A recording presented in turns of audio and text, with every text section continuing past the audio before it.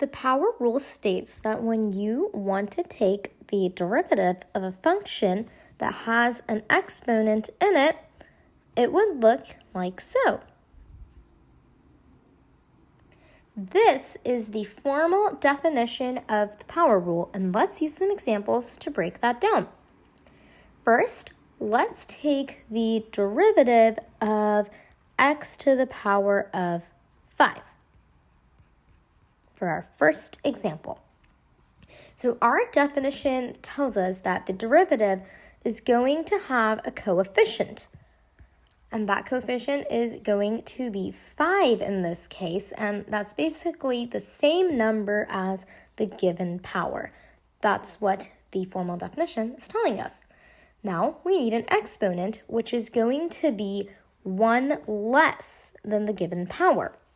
That is just going to be some simple subtraction. 5 minus 1 is equal to 4. So 5x to the power of 4 is our final answer. One important tip to remember is that every time you're always going to be subtracting 1 no matter what. That is why it's in the formal definition. Now let's do another example. So for our second example, we will be taking the derivative of x squared. Now here it's going to be the same. We need a coefficient, and that is just going to be the same as the given power, which is 2.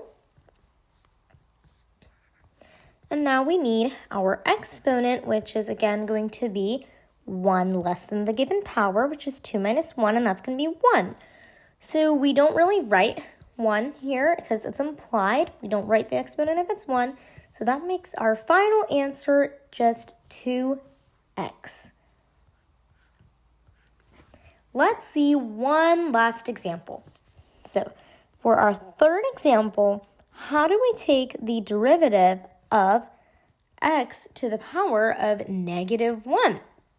Well, it's still going to be the same formal definition. It's still going to be the power rule because of an exponent. So we are just going to have our coefficient, which is the same as the given power. Again, we don't really write 1 because it's implied, so we just stick with the negative sign. Here is where we need to be careful because we're still going to be subtracting 1 as always. Negative 1 minus 1 is negative 2. This is very important, and we need to be careful with this. So it is going to be negative x to the power of negative 2. And this is our final answer. Thank you for watching, and good luck studying.